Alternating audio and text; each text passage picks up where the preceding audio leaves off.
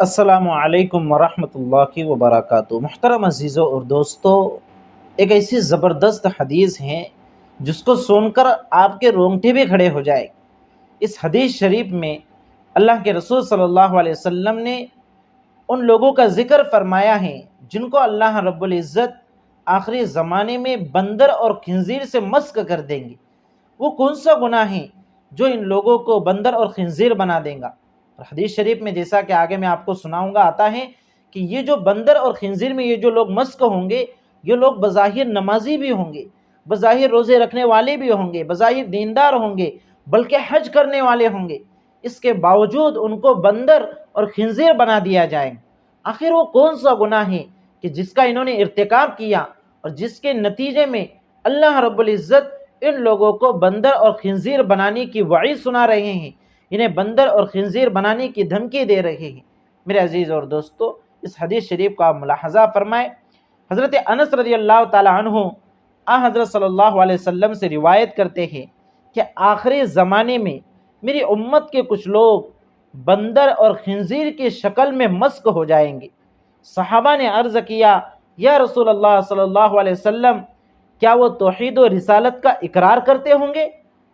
فرمایا، ہاں، وہ برائے نام روزہ نماز روزہ اور حج بھی کریں گے۔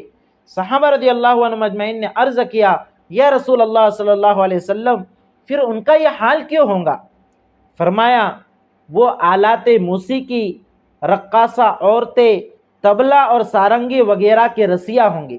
آلات موسیقی، میوزک اور اسی طرح سانگ وغیرہ کے جتنی بھی مشینیں ہیں، چاہے موبائل وغیرہ ہو جس میں گانے بجائے جاتے ہو، یا پھر ایسے ہوم تھیٹر ہو، یا ایسے ٹیپ ریکارڈر وغیرہ ہو جس میں گانے بجائے جاتے ہیں۔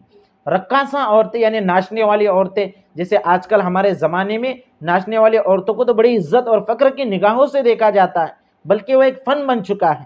اسی طرح طبلہ اور سارنگی سے مراد ایسی چیزیں جو بجانے میں کام لی جاتی ہے کہ ناچنے کے درمیان جنہیں بجایا جاتا ہے، جیسے آج کے زمانے میں بینجو ہیں، اسی طرح وہ جو بجایا جاتا ہے اس کو کیا کہتے ہیں؟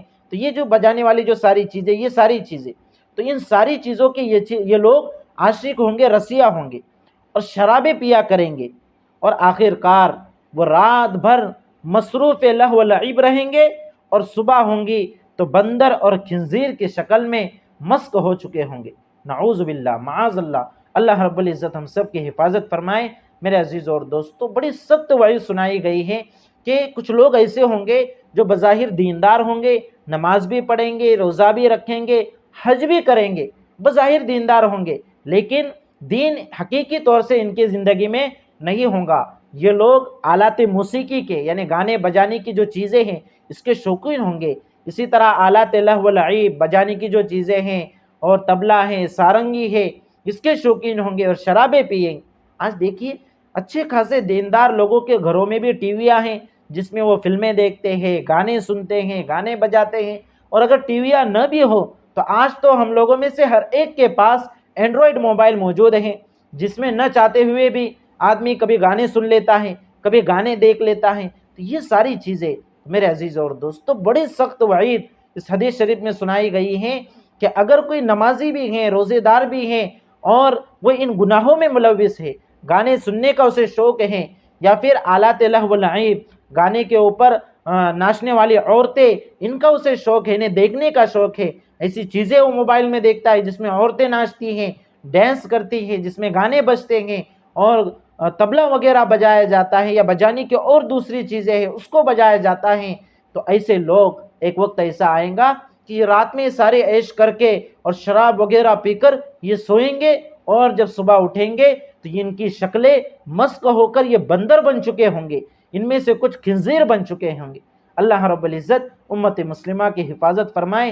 میرے عزیز اور دوستو، اس لیے علماء کرام ہمارے بڑے اور ذمہ دار ہمیں منع کرتے ہیں کہ آلات موسیقی سے دور رہیے، گانے مت سنیے۔ آج کتنا عام ہو گیا ہے گانا سننا، ایک وقت تھا کہ اس کو برا سمجھا جاتا تھا، لیکن آج بالکل عام ہو گیا ہے۔ اسی طرح ناچنے والی عورتیں، اس کو تو آج عزت کی نگاہوں سے دیکھا جاتا ہے، لوگ اپنے واٹس ایپ کے اسٹیٹس کے اوپر اس کو رکھتے ہیں، فیس بک کی سٹوری پر رکھتے ہیں، انسٹا پر ریل بنا کر ڈالتے ہیں گانوں کی، اور گانے وغیرہ اپنی ویڈیو کے اوپر لگاتے ہیں۔ یہ ساری چیزیں کوئی معمولی گناہ نہیں ہیں۔ اصل میں یہ گانے جو ہوتے ہیں یہ آدمی کے اندر نفاق پیدا کرتے ہیں، اور نفاق جب پیدا ہوتا ہے تو اسلام خود بخود کیا ہو جاتا ہے؟ ختم ہو جاتا ہے۔ اس لیے کہ نفاق اور اسلام یہ دونوں ایک دوسرے کی ضد ہیں، دونوں ایک دل میں نہیں رہ سکتے۔ جس دل میں اسلام ہے اس میں نفاق نہیں ہو سکتا، اور جس دل میں نفاق ہے اس میں اسلام نہیں رہ سکتا۔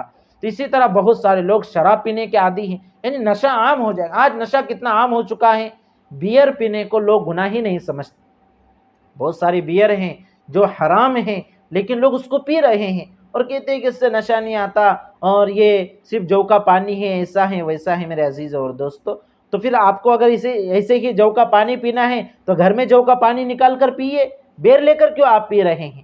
تو اس طرح سے شراب بھی عام ہو چکی ہیں، اور اچھے خاصے لوگ اس کو پی رہے ہیں، خصوصاً نوجوان، کالج اور یونیورسٹیز کے اندر پڑھنے والے طلباء اور اسٹوڈنٹ، ان کے درمیان نشہ آور چیزیں بہت زیادہ عام ہو رہی ہیں۔ ڈرگس کے عادی لوگ بن رہے ہیں، گانجا ہے اور بہت ساری چیزیں ہیں۔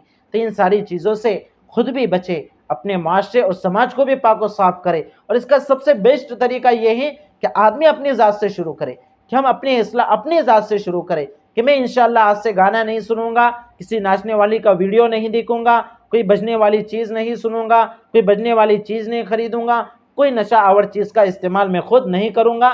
پھر میں اپنے اولاد کو بھی ان ساری چیزوں سے بچاؤں گا۔